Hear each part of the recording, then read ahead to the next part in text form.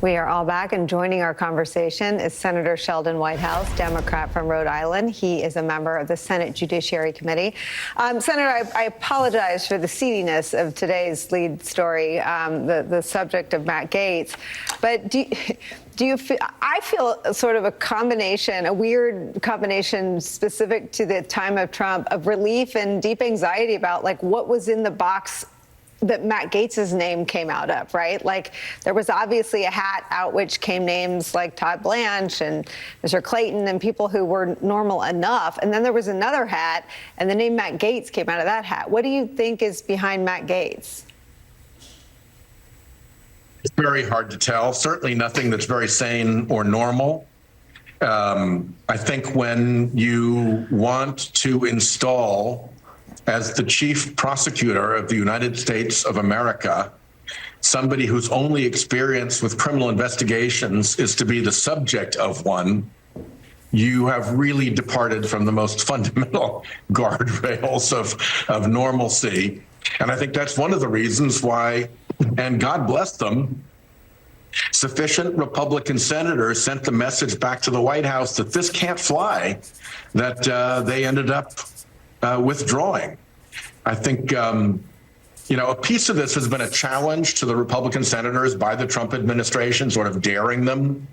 There's the legend of the foreign potentate who had the door to his reception chamber built 2 feet high, so everybody had to come in a crawl.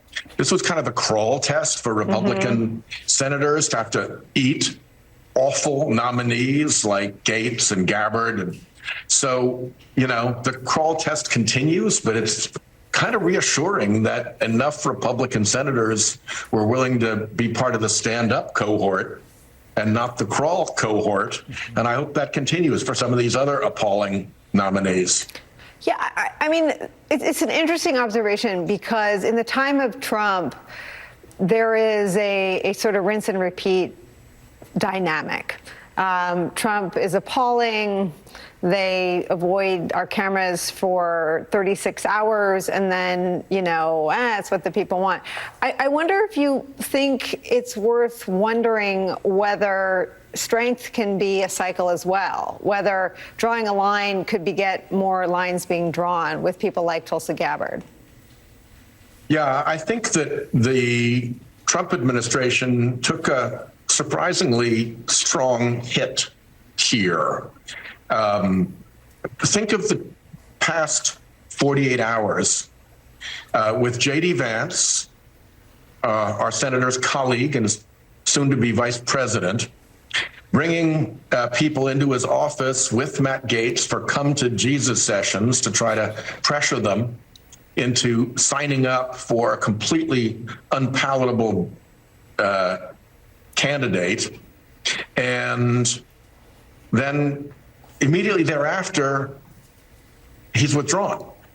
Yeah. So the kind of atmosphere of threat and intimidation and pressure and inevitability has been shattered already.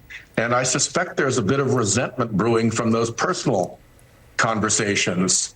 And now that it's been shown that it didn't work, then, so much the better. So to all my Republican colleagues who stood up and made it clear to the White House that this wasn't going to happen, bravo them. It's important, right, to call that out when it does happen, even though it's rare. It doesn't diminish the fact that at a moment when a lot of the narrative, I'm not sure that it's deserved, is about Trump's political strength. They, when it came to Matt Gaetz, found their spines. I want to read you, to your point about the meetings that J.D. Vance is orchestrating, this was the pitch for Matt Gaetz. This is reporting in the Bulwark. So this is what Matt Gaetz said to senators, quote, "Look, I'm not going to go there and indict Liz Cheney, have stormtroopers bust through the studio door at MSNBC and arrest Anthony Fauci in my first week," Gaetz told some senators in his one-on-one meetings, according to two people familiar with them. It's that last clause, quote, "in my first week," that sounded like an ominous disclaimer to some, and it prompted a few senators to ask with a laugh, what happens thereafter?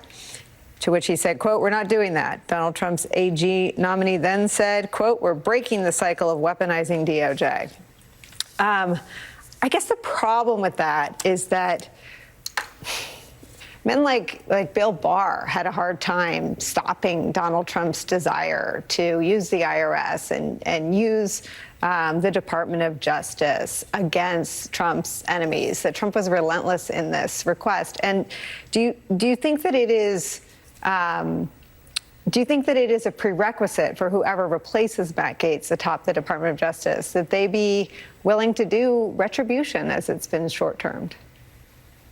It would not surprise me, but can we start with the beginning big lie in all of this, which is the question of whether DOJ was weaponized?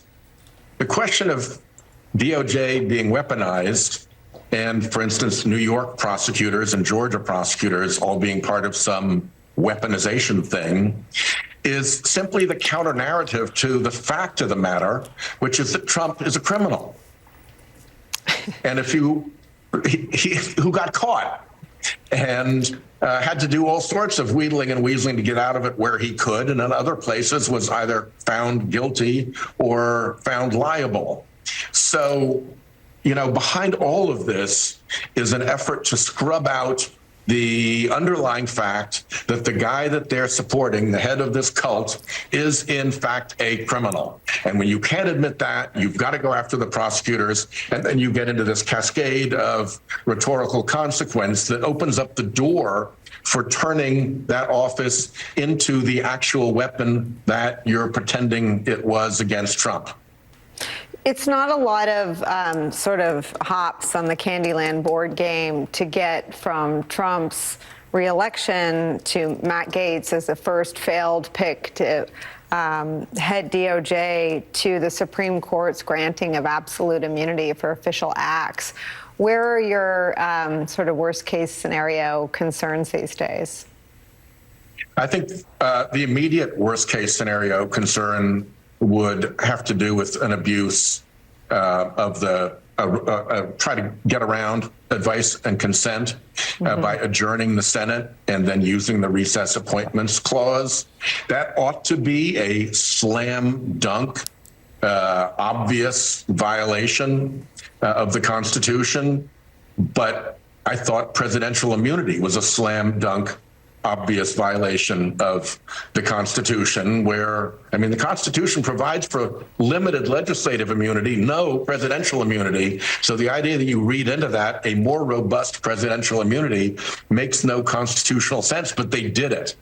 But I really think the spooky thing would be if they allowed more people like Matt Gaetz to get appointed by knocking down the advice and consent process that stopped him. We're going to need you often, Senator, to sort of continue to remind us where the norms are and when we're blowing right through them. Thank you for joining us today. Thanks for including me.